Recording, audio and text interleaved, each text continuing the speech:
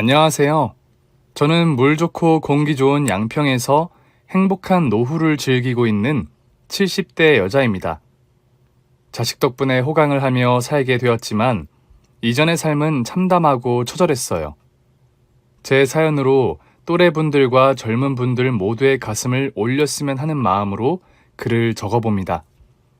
노인네가 쓰는 글이니 형편없더라도 양해 부탁드려요.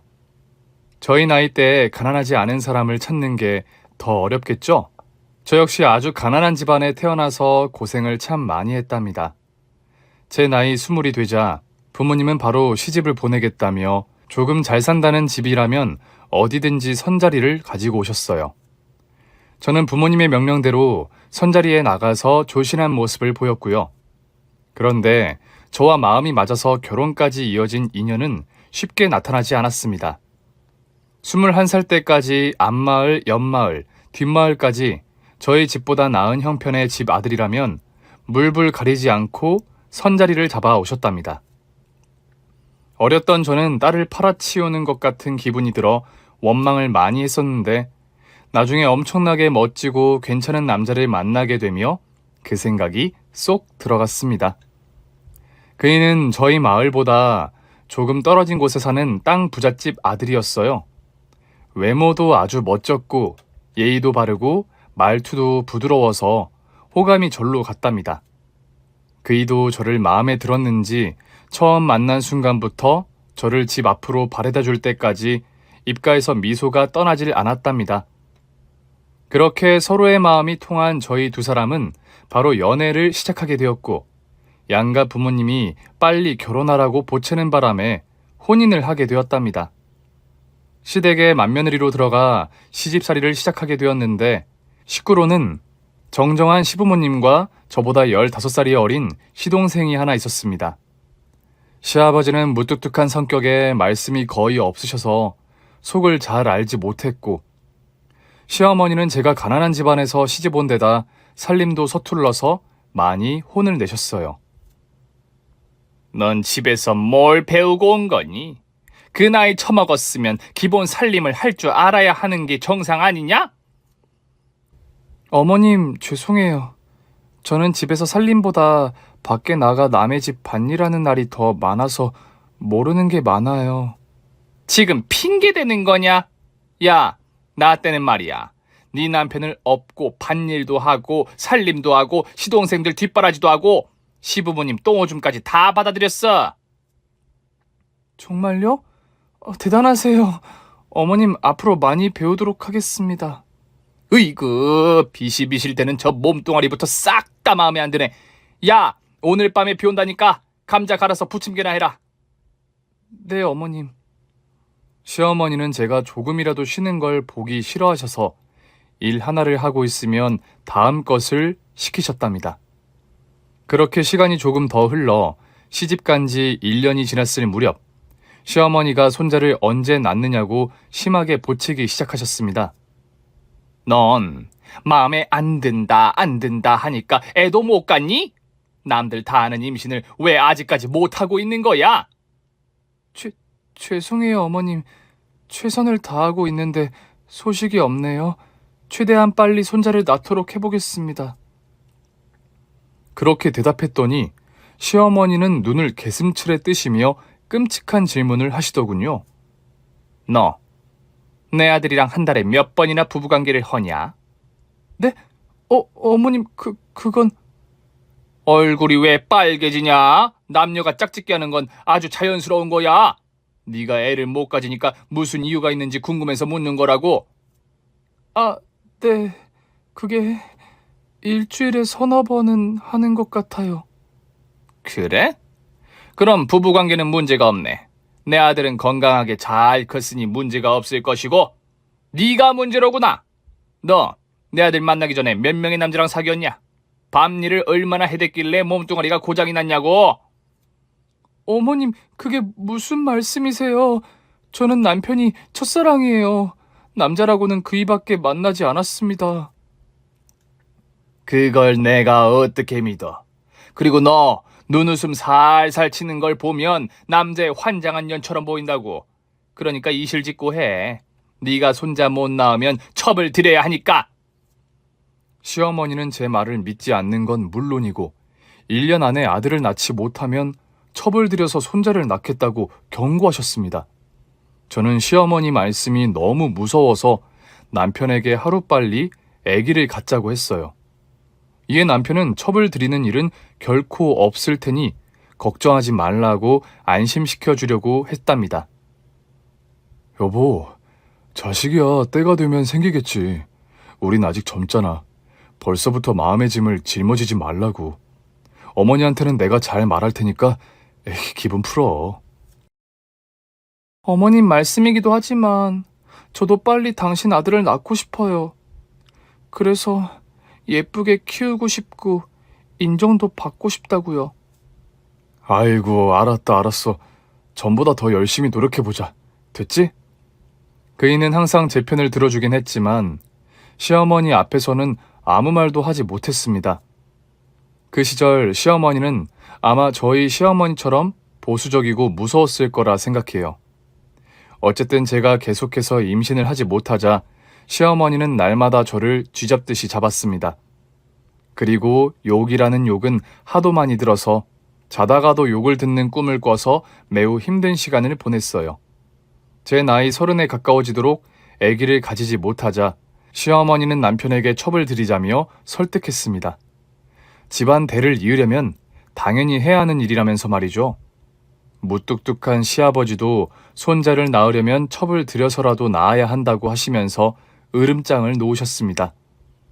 하지만 남편은 절대 그런 짓은 할 수 없다며 끝까지 일부일처제로 지내고 말 것이라고 통보했고, 한 번만 더 그런 곤란한 말을 하면 집을 나가겠다고 엄포를 놓았습니다. 재산을 한 푼도 물려받지 못해도 상관없다면서 말이죠. 이에 시부모님은 일정 기간을 두고 가끔씩 첩을 들이자는 이야기를 꺼냈고, 그이는 항상 거절하면서 갈등을 빚으며 지냈답니다. 그래서 시어머니는 저를 거의 시녀 이상으로 부려먹으며 입에 담을 수 없는 쌍소리를 쉬지 않고 남발했답니다. 그래서 남편은 분가를 결정하게 되었답니다. 시부모님은 아예 연을 끊겠다고 말씀은 하셨지만 분가하자마자 저희 집에 찾아오셔서 부족한 게 뭐가 있는지 봐주시고 채워주시려고 했답니다. 그때부터는 시어머니의 막말을 듣지 않게 되었어요. 물론 시댁에 가면 늘상 손자 타령하며 싫은 소리를 하긴 하셨죠. 그렇게 세월은 흘러갔고 제 나이가 40에 가까워지자 건강하게 자란 시동생이 장가를 가게 되었습니다. 26 나이에 2살 어린 신부를 데리고 시댁에 왔어요.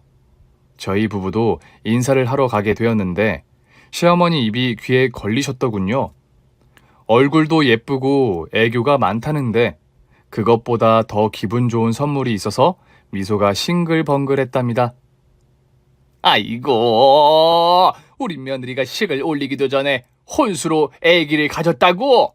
어머나, 세상에 드디어 내가 할머니 소리 듣게 생겼구나. 잘했다, 아가. 아주 잘했어. 어머님, 임신이 뭐 대수인가요? 저희는 한 방에 임신했어요. 그렇지, 오빠? 뭐야? 한 방에? 어머머, 웬일이니? 그럼 둘째, 셋째까지 순풍순풍 낳을 수 있겠구나?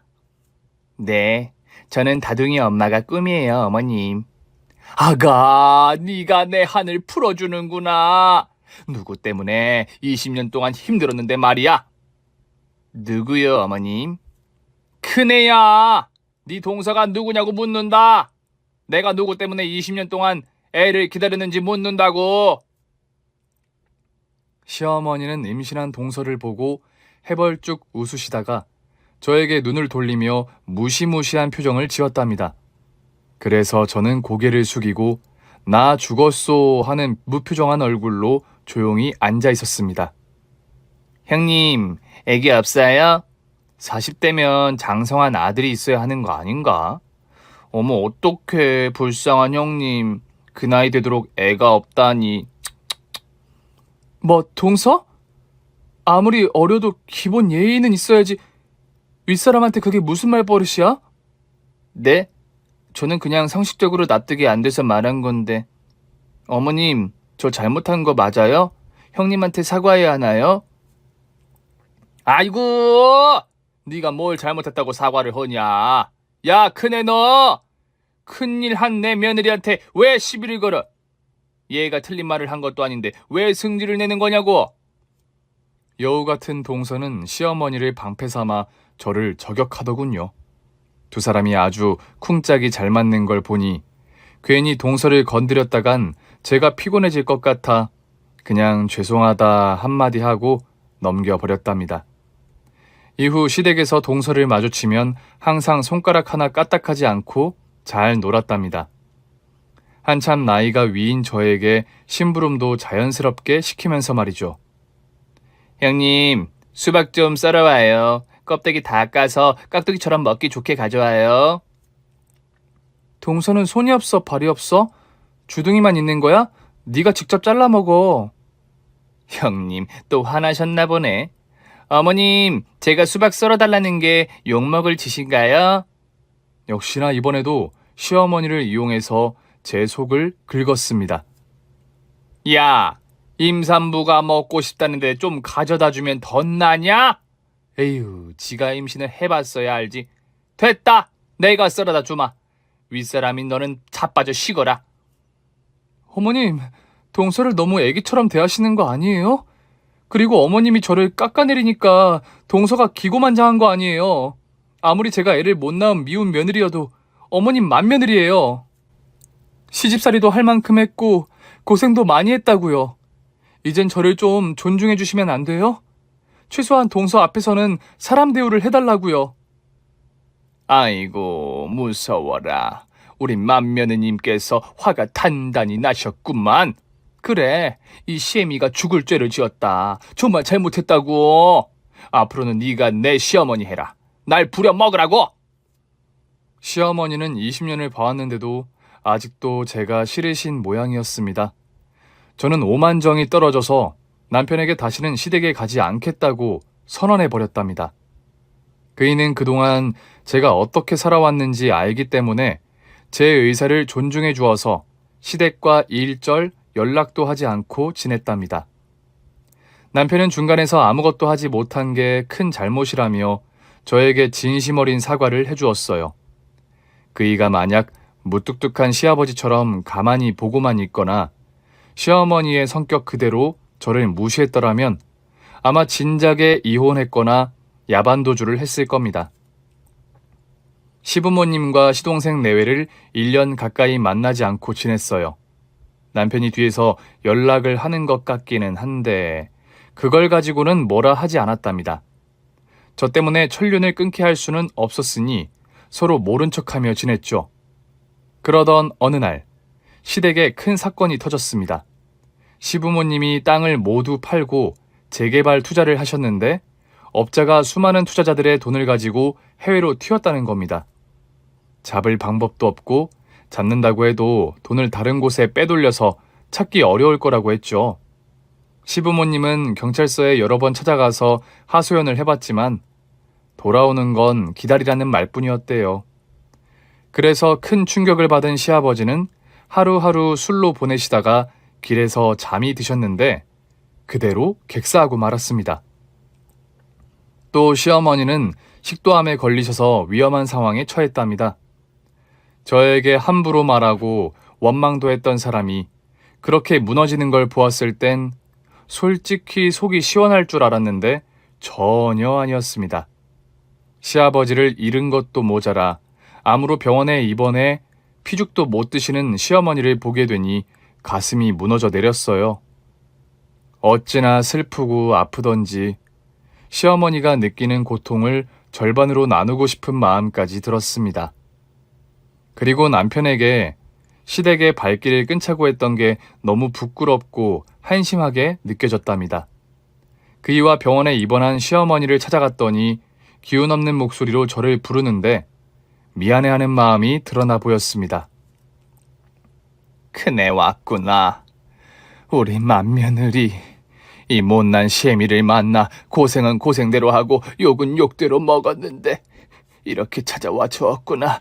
고맙구나. 어머님, 왜 약한 소리를 하고 그러세요? 빨리 기운 차려서 또 욕 한 사발 해주셔야죠. 이게 뭐예요? 아이고, 내가 모질게 굴었던 걸 돌려받은 셈이지. 죄인이 편하게 발 뻗고 살면 쓰겠냐? 으이구, 꼴 좋네요. 그렇게 저를 미워하시더니. 그런데 어머님이 끔찍이 아끼시는 동서는 어디 갔어요? 서방님은 어디서 뭘 하고 있냐고요? 그게 말이다. 둘째 애들은 지금 이혼 준비 중이야. 우리 집안이 망하고 나니까 둘째 며느리가 이혼하자고 난리다. 걔가 말하길 우리 집이 망하기 전에 이혼할 걸 후회한다고 하더구나. 네? 동서 아주 못쓰겠네요. 어머님이 그렇게 예뻐했는데 집안이 망하니까 바로 이혼을 하겠대요? 진짜 웃기는 애네. 그럼 어머님 손자는 누가 키우기로 한 거예요? 에휴, 지금 둘째 애는 벌써 새로운 부잣집 남자 만나서 재혼하겠다고 하더라. 애는 자기한테 걸림돌이 돼서 못 키운다고 하더라. 이걸 다행이라고 해야 할지 모르겠지만 내 손자는 떠나지 않는다. 자식 버리고 재혼을 하겠다고요? 정말 대단한 년이네요. 어머님 속이 말이 아니겠어요. 서방님도 많이 힘들겠어요. 동서는 시댁이 무너져 내리니 뒤도 돌아보지 않고 바로 떠나게 되었답니다. 저는 시댁에 정신이 없는 가운데 제가 해야 할 일은 시어머니를 돌보는 것이라는 걸 깨닫고 남편과 둘이 교대로 간병을 하기로 했어요. 말개암에 가실 날이 얼마 남지 않았다는 소리를 듣게 되어 자식된 도리를 하기로 마음먹었죠. 그래서 몇 달 동안 시어머니의 똥오줌을 받아가며 기적까지는 아니어도 하루라도 더 사시길 바랬답니다. 그런데 얼마 뒤 시어머니가 제 손을 힘없이 잡으며 고맙고 미안했다는 말을 남기시고 눈을 감으셨어요. 그 순간 시어머니에 대한 원망은 하나도 남지 않았고 슬픔에 젖은 눈물만이 흘러나왔습니다. 그렇게 시어머니를 떠나보내고 남편과 다시 일상으로 돌아가서 지내는데 갓난쟁이를 키우고 있던 서방님이 극단적인 선택으로 세상을 떠났어요. 집안이 망하고 아내가 이혼하자마자 재혼을 하고 홀로 아이를 키우게 되는 것까지 마음이 복잡하고 힘들었는지 유서 한 장 남기지 않고 세상을 떠났답니다. 저와 남편은 서방님을 원망하며 장례를 치렀고 아직 돌도 되지 않은 조카를 보며 근심과 걱정에 근심 걱정 때문에 못했답니다. 남편은 무조건 동서에게 보내야 한다며 찾아가 만나봤는데 재혼해서 잘 살고 있으니 보육원에 버리든지 말든지 알아서 하라고 하더군요. 세상에 그런 자격 없는 엄마는 처음 봤습니다. 동서, 지금 상황 안 보여? 자네 때문에 서방님이 돌아가셨어. 아니, 왜 그게 저 때문이에요? 정신이 약해 빠져서 그렇게 된 거지? 동서 진짜 무서운 인간이다. 2달 전까지 같이 살던 자네 남편이 세상을 떠났어. 그런데도 눈 하나를 깜짝 안 하네? 그래, 자네 성격을 내가 하루아침에 바꿀 수 있는 게 아니니까 용건만 말할게. 자네 아들 데려가. 제 아들이요? 아, 맞다. 내가 그 쓰레기 같은 집구석에 가서 애 하나를 싸질렀지. 형님, 그런데 어쩌죠? 저 지금 재혼한 남편의 아기를 임신 중이에요. 이번에도 아들이라네요. 그 애는 갖다 버리든지 형님이 키우든지 하세요. 뭐가 어째? 이런 미친년, 그 피덩이 자식을 버리겠다는 말이 그렇게 쉽게 나와? 네가 그러고도 사람이냐? 아니, 왜 흥분을 하고 그러세요? 난 지금 남편한테 충실하고 살 거예요. 돈이 얼마나 많은 사업가인지 아세요? 괜히 그 애새끼 데리고 갔다간 쫓겨날지도 모른다고요. 아, 몰라요. 그 집 핏줄이니까 알아서 해결해요. 동서는 그렇게 자리를 박차고 나갔습니다. 저와 남편은 기가 막히기도 했고 조카를 저런 악랄한 년 밑에서 자라게 하는 건 아닌 것 같아 붙잡지 않았네요. 그리고 집으로 돌아와서 곰곰이 생각하다가 이내 조카애를 어떻게 해야 할지 결정했습니다. 여보, 수찬이 우리가 키우자. 우리가 부모가 되자고. 당신 진심이야? 나는 그렇게만 해주면 너무 고맙지. 그래, 그럼. 이야기 끝났네. 오늘부터 내가 수찬이 엄마야. 당신은 수찬이 아빠고. 당장 수찬이 방부터 꾸미자. 그이와 저는 갓난쟁이 조카를 자식으로 받아들이고 호적에 올렸습니다. 그렇게 가슴으로 자식 하나를 낳게 되었죠. 저는 아들의 출생 비밀을 숨기고 친자식처럼 길렀답니다. 아들은 4살 때까지는 잔병 치레를 많이 하긴 했는데 이후부터는 건강하게 무럭무럭 자랐어요. 10살이 될 때까지는 아무 걱정이 없었답니다. 이대로만 새 식구가 오래오래 살면 더할 나위 없었습니다. 그런데 그 무렵 IMF가 터지면서 남편이 직장에서 해고를 당했답니다. 저의 집 형편은 원래도 그리 좋지 않았는데 그이가 일자리를 잃게 되며 큰 공경에 처했습니다. 저희는 두 손을 놓고 IMF가 풀릴 때까지 기다릴 수가 없어 험하고 힘든 자리여도 일자리가 있으면 어디든 뛰어들기로 했어요. 그래서 남편은 중국집 배달원으로 일했고 저는 파출부 일을 했어요. 사람들이 다들 힘들다곤 하지만 짜장면도 먹고 살아서 남편이 일자리를 얻게 되었고 부잣집은 여전히 망하지 않고 파출부를 구해서 제가 일할 곳을 찾았답니다. 그래서 맞벌이로 작은 고생을 하며 돈을 벌었고 생계를 유지하며 아들을 키웠어요. 수찬이는 바쁘게 일하는 저희 부부를 위해 저녁에 따스한 밥을 지어주기도 했답니다. 11살짜리 남자애가 말이죠. 수찬아, 이거 다 네가 한 거야? 밥이랑 계란 후라이, 라면까지? 내가 할 줄 아는 게 이거 3가지밖에 없어서 다른 건 못했어. 나중에 엄마 하는 거 보고 배워서 더 많이 차려줄게. 수찬아, 누가 너더러 이런 거 하라고 했니? 넌 그냥 씩씩하게 잘 놀고 공부하면 돼. 네가 할 일은 그것뿐이라고. 아니야, 내가 부모님을 지켜야 하는 아들이잖아. 내가 이 다음에 크면 호강시켜줄 테니까 조금만 참아. 세상에 꼬맹이가 이런 말을 해주니 정말 감동이었습니다. 누가 키운 자식인지 아주 훌륭하고 자랑스러웠답니다. 여하튼 저희 부부는 그렇게 10년을 더 고생해서 아들을 대학에 보내게 되었어요. 공부를 꽤 잘하는 건 알고 있었는데 카이스트라는 큰 대학에 합격할 거라고는 생각도 못했답니다. 그리고 저희 부부는 세월의 흐름에 따라 직업도 바뀌었습니다.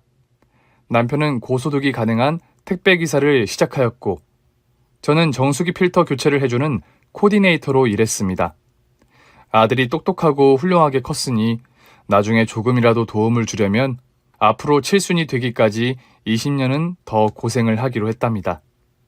아들은 자기 앞가림은 알아서 한다며 등록금이나 생활비를 마련하며 대학 생활을 했는데 저희 부부가 공부에만 집중하라며 알바 같은 걸 못하게 했습니다. 아들의 마음을 모르는 게 아니기 때문에 마음만 받겠다고 하며 공부에만 열중하라고 일러주었답니다. 그래서 아들은 카이스트에서 머리를 싸매고 공부에만 전념했고 우수한 점수로 졸업을 했어요.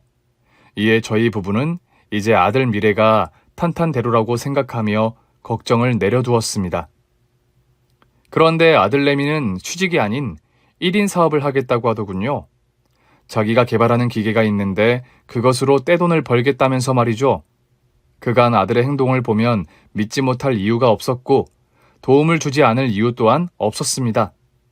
그래서 남편과 벌어둔 돈으로 수찬이가 일한 허름한 사무실과 필요한 비용을 지원해줬어요. 아들은 나중에 10,000배로 갚겠다면서 조금만 기다려달라고 하더군요. 이후 아들은 직원들을 여럿 고용해서 수년 동안 발명품을 제작하는데 심혈을 기울였고 5년 만에 자신이 원하던 기계의 제작을 성공했답니다. 저와 남편은 눈으로 발명품을 봤는데 눈이 휘둥그레지더군요. 반도체 기술이라고 해서 저희가 봐도 모를 줄 알았는데 기계가 자동으로 움직이는 걸 보니 대단한 발명품이라는 걸 깨달았습니다. 디지털 회로 용접 로봇과 자동 절단, 냉각, 열처리 등 반도체 공장에서 사람 손을 타야 하는 것들을 디지털 로봇으로 만든 것이죠. 저희는 아들이 뭔가 크게 해낼 거라는 걸 알고는 있었지만 이토록 대단한 발명품을 만들 거라고는 상상하지 못했답니다. 수찬이는 발명한 기술을 특허로 등록하고 한국에 있는 여러 회사에 소개했어요. 대기업들은 당연히 아들의 발명품을 눈독 들였고 서로 기술을 사고 싶다고 안달이 났답니다. 아들은 어디에 팔든 자기 기술이 널리 전파가 되니 가장 큰 돈으로 계약하겠다는 회사의 손을 잡기로 했습니다. 정확하게 계약금을 말할 수 없지만 돈방석에 오른 건 물론이거니와 3대가 망해도 부자로 살아갈 만큼 어마어마한 돈이었답니다. 그렇게 제 나이 60대 후반에 아들의 성공으로 모든 걸 내려놓게 되었어요. 아들은 발명품을 팔게 되자 뉴스에도 나오고 인기 토크쇼에도 출연했답니다. 수찬이는 부모인 저희 이야기를 많이 했어요. 저희가 잘 키워주고 사랑해준 덕분에 그렇게 성공하게 되었다며 감동을 전해줬답니다. 아들은 저희 부부에게 고향인 양평에 근사한 집을 지어 선물해 주었어요. 건축가를 고용해서 지었는데 얼마나 아름답고 웅장하던지 집안에 들어가면 한국이 아니라 외국에 온 기분이었답니다. 저희 부부는 양평에서 노후를 보내기로 했고 아들은 발명품에 대한 자문과 사업으로 인해 서울에서 바쁘게 지냈는데 주말에는 양평에서 같이 보냈답니다. 아들 녀석은 나이가 30이 넘었는데도 아직까지 만나는 아가씨가 없었어요. 그래서 주말에 부모만 찾아올 게 아니라 여자를 찾아보라고 잔소리를 했답니다. 수찬아, 너 그렇게 떼돈을 벌었으면 빨리 가정을 꾸려야 하는 거 아니냐? 언제까지 혼자 살 거야?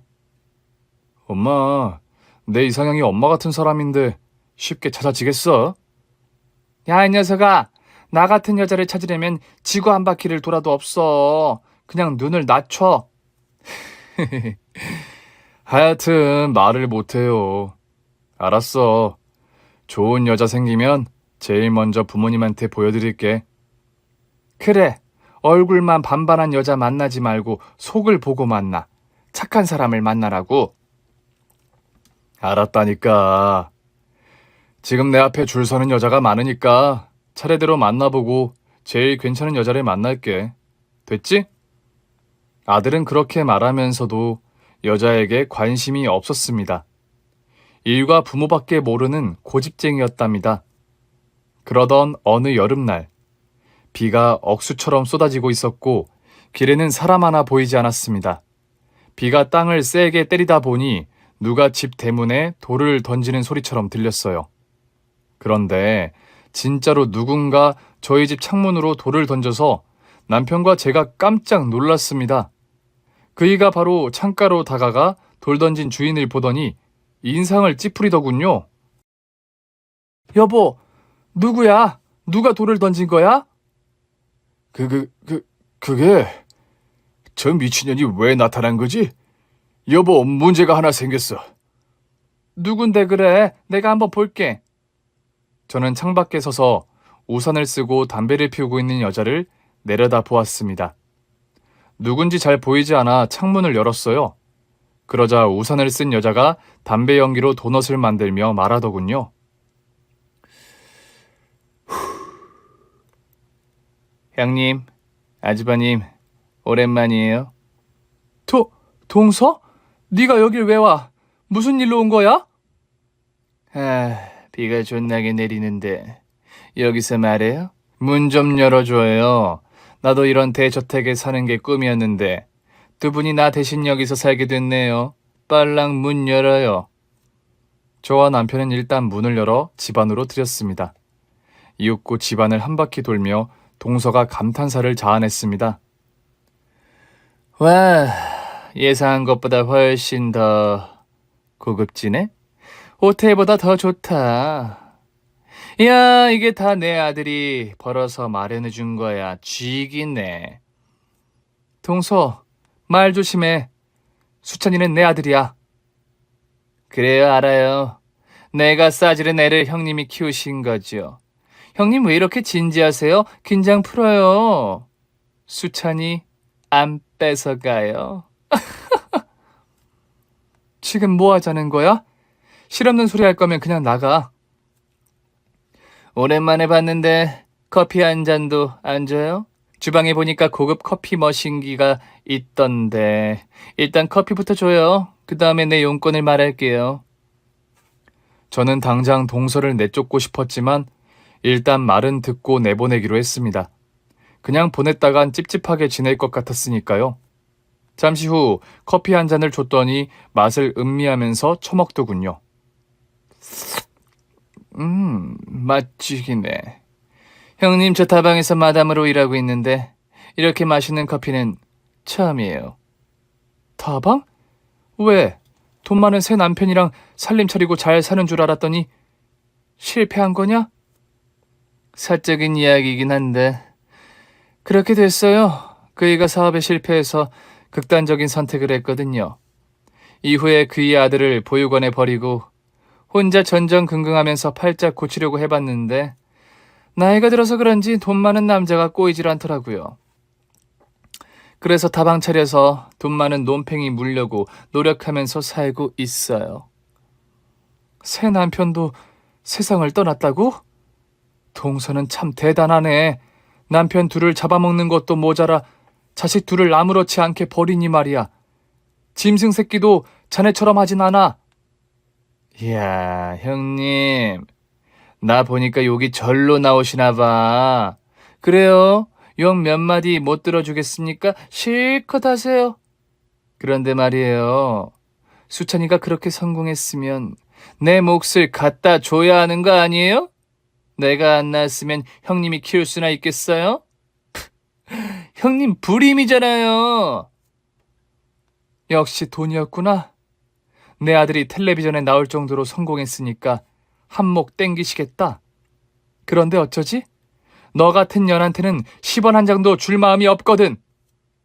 형님이 돈 10억 정도만 주면 조용히 꺼지려고 했는데 안 되겠네요. 좋아요. 그럼 저도 가만히 있지 않겠어요. 방송국에 찾아가서 수찬이 친모가 저라는 걸 알리겠어요. 형님이 내 아들을 빼앗아간 년이라고 고발하겠다고요. 뭐? 너 지금 뭐라고 그랬니? 내가 아들을 훔쳤다고? 핏덩이 자식을 버리고 떠난 년이 감히 그따위 말을 해? 너 죽고 싶어 환장했구나. 내 인생이 오르락 내리락 하다 보니 현명하게 사는 법을 아는 거죠. 형님, 14봤자 소용없어요. 수찬이는 제 유전자를 받은 아들이란 말이에요. 어떻게? 제가 시끄럽게 잡음 내면 좋겠어요? 아니면 돈 10억 주고 떨궈내는 게 좋겠어요? 내 아들이 돈을 꽤 많이 번 거로 아는데 10억이면 거저 아닌가요? 내 아들이 번 돈을 너 같은 년한테 줄 수 없어. 이 바퀴벌레 같은 년아! 그럼 내가 친권을 빼앗아 와야겠네요. 생각해보니 그 편이 더 벌이가 좋겠네.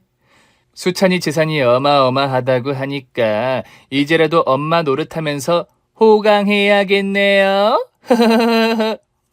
저는 동서의 입놀림에 이성을 잃고 달려들었습니다. 하지만 저보다 한참 젊은 동서를 이겨먹는 건 어려운 일이었습니다. 남편까지 나서서 동서를 잡으려고 했는데 따귀를 한 대 맞으니까 정신이 혼미해졌답니다. 저와 남편은 귓방망이를 맞고 주저앉았습니다. 내가 다방에서만 20년을 일했어요. 그동안 진상들 퇴치하면서 얼마나 잔뼈가 굵어진 줄 아세요? 놓친내 둘이 날 이겨먹을 거라 생각하고 대들기나 하고 말이야. 이봐들, 당신들 내 아들의 출생의 비밀을 알려주지 않았지? 니들이 낳은 것처럼 꾸며서 키웠지? 내가 아들한테 가서 친모라고 하면 어떤 일이 생기려나? 우리 수찬이 반응이 궁금해지네. 이 똥통에 처박을 년!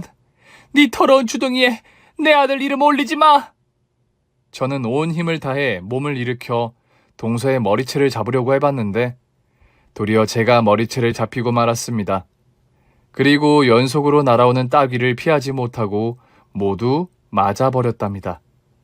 어찌나 많이 맞았던지 얼굴에 감각이 없어질 정도였답니다. 이에 남편이 주방에서 마늘 빠는 절구를 가지고 와서 동서에게 휘둘렀어요. 하지만 단번에 동서가 손으로 잡아 뺏어서 남편의 얼굴을 날렸답니다. 저희 두 사람은 어떻게 해야 할지 모른 채 매를 계속 맞았어요. 그런데 잠시 후 아들 방문이 열렸습니다. 아무도 없는데 그냥 자동으로 열렸답니다. 그리곤 불빛이 반짝이더니 뭔가가 나오더라고요. 아들이 만들고 있는 로봇이었습니다. 이거 뭐야? 재밌는 게 있네. 로봇이야? 다리는 바퀴로 굴러가고 몸통이랑 팔도 있고 얼굴도 있네. 이거 귀여운데 형님, 수찬이가 만든 거예요? 내가 싸지른 놈이지만 정말 난 놈이네. 어디 로봇이랑 놀아볼까나. 동서의 말이 끝나자 로봇의 눈에 빨간불이 켜지더군요. 엄마, 아버지, 괜찮으세요? 저 지금 가고 있어요. 로봇 카메라를 보고 가는 중이니까 조금만 기다려주세요. 아, 이 로봇이 제 할 짓을 대신 해줄 겁니다. 수찬이니? 여기 오지 마라. 네가 오면 안 돼. 제가 로봇을 마주보고 말하자 동서가 저를 밀어버리더군요. 그리곤 씩 웃으며 더럽게 착색된 이빨을 보였습니다. 안녕 수찬아. 네가 내 아들이구나. 너 내 존재에 대해 알고 있었니? 네, 알고 있어요. 부모님이랑 제가 혈액형이 달라서 고등학교 때 친부모를 찾은 적이 있어요. 아줌마가 내 생물학적 모친인 걸 예전부터 알고 있었습니다. 아, 그래. 그럼 우리 아들 엄마한테 보답을 해야 하지 않겠니? 이 엄마가 세상 밖으로 태어나게 해줬으니까 말이야. 일단 저희 부모님을 때린 것부터 책임지셔야 해요. 이 새끼가 왜 동문서답을 하고 지랄이야? 야, 넌 이 애미보다 놓친 애들이 중요하냐? 13년 전에 다방으로 찾아가서 몰래 봤을 때랑 조금도 달라지지 않았네요.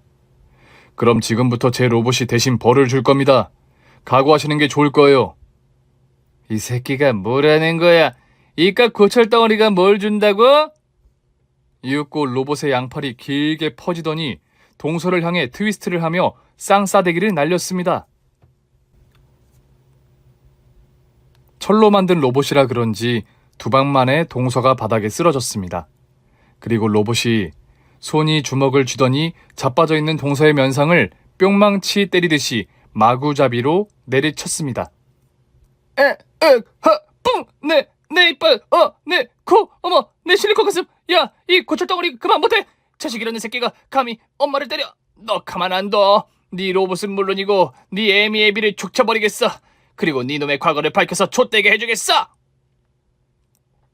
로봇이 한 대가 아니에요. 아줌마, 제가 원격으로 조종하고 있는데 이제 곧 지옥이 시작될 겁니다. 로봇 집합! 아들이 로봇의 입으로 소리치자 집안 곳곳에 숨겨져 있던 로봇들이 거실로 모여들었습니다.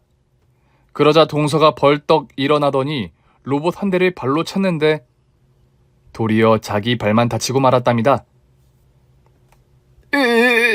이 쇳덩이들이 정말 다 부숴버리고 이 집구석을 다 내가 차지하고 말겠어.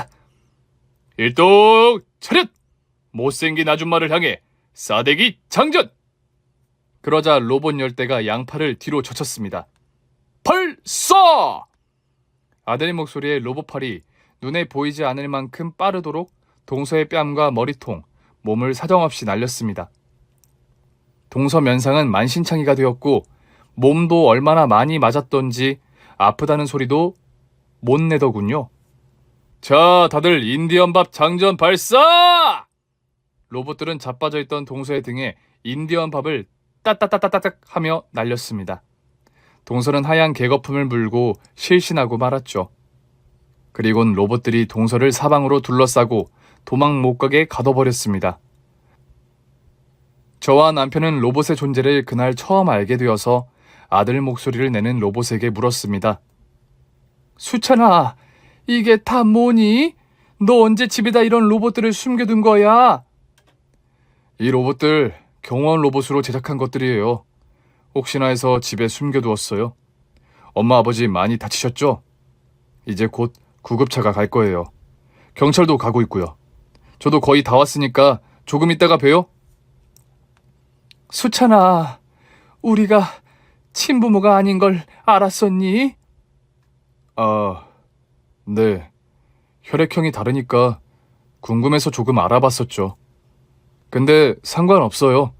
저런 여자 밑에서 안 크게 해주셔서 고마워요, 엄마, 아버지. 에휴, 다 알고도 모른 척한 거구나. 누가 속 깊은 애 아니랄까봐. 엄마, 상관없다니까요. 지금 여자는 부모님 때린 혐의로 신고했으니까 입건할 거예요. 또 공갈 협박까지 했으니 돌돌 말아서 시궁창에 처박아 버릴 겁니다. 저 여자가 했던 말은 하나도 신경 쓸 필요 없어요. 제가 다 알아서 처리할게요. 아들은 로봇의 목소리를 꺼버리고 더 이상의 말을 하지 않았답니다. 한편 동서는 피떡이 되도록 맞아서 몸을 가누지 못했고 앓는 소리를 내며 살려달라는 말만 되풀이했습니다. 이 고철덩어리야, 나 좀 그만 나가게 해줘.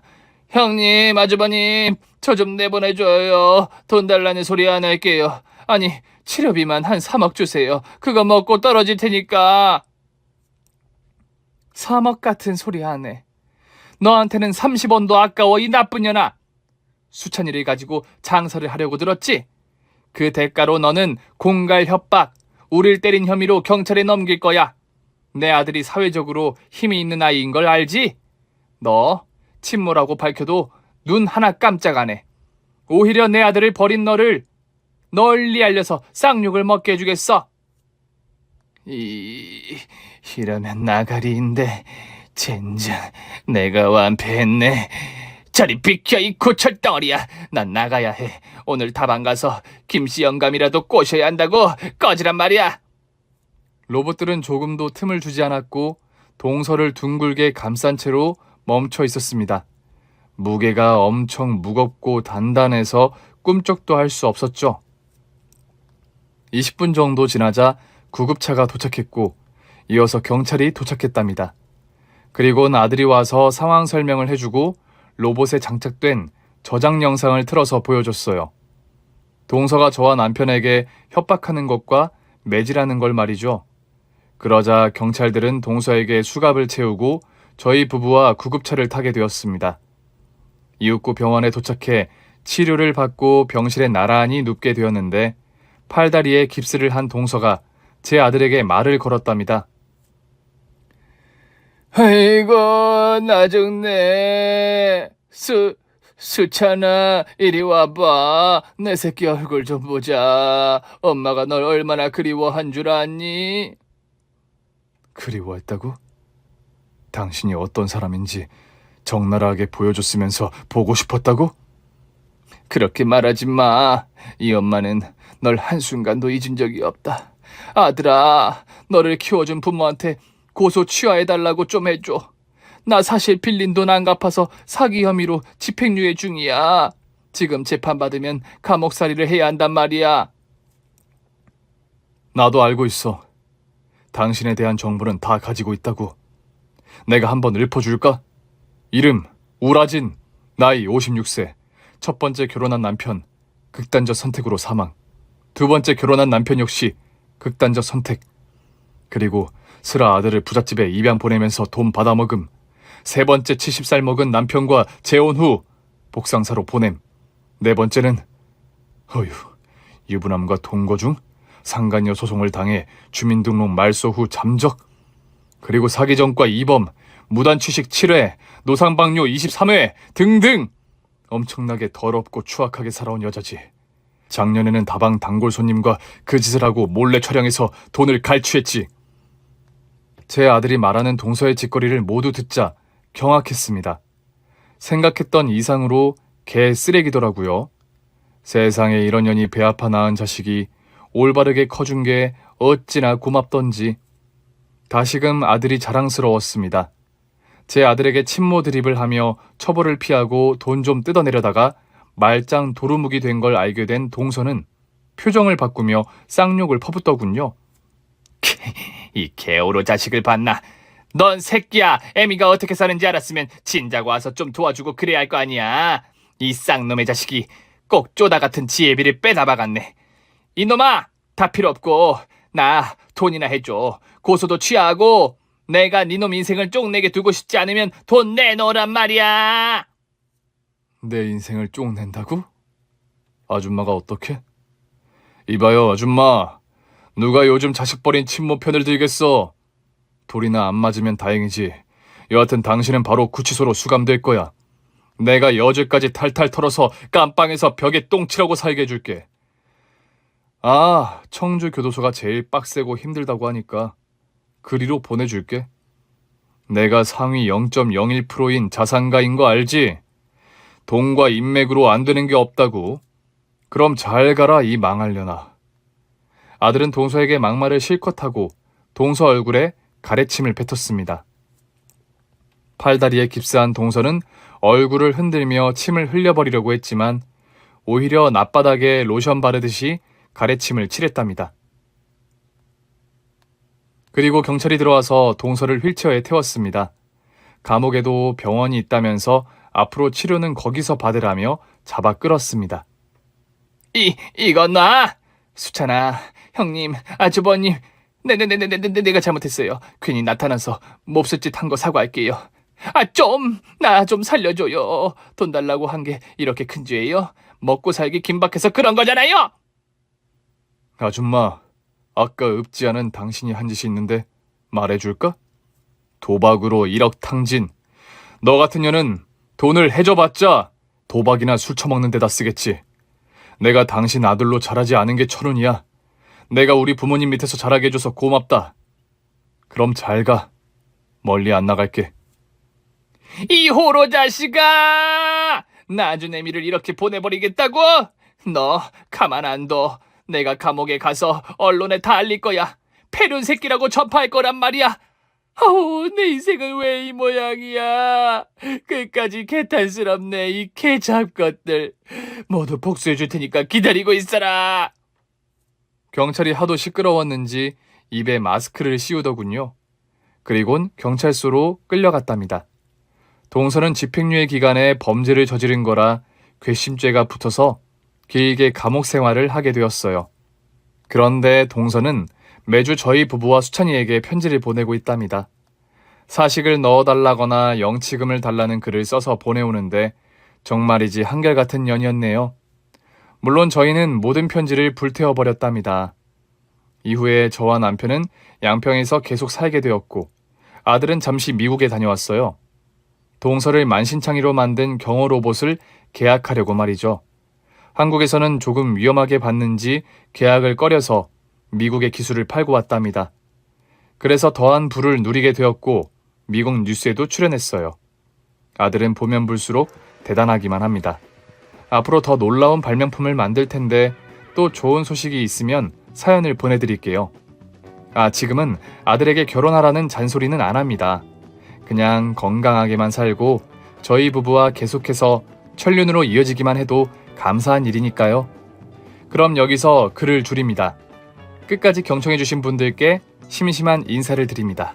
감사합니다. 오늘 준비한 사연은 여기까지입니다. 재미있게 들으셨다면 구독과 좋아요, 알림 설정까지 눌러주세요. 그럼 저는 다음 사연으로 찾아뵐게요. 오늘도 건강하고 행복하세요.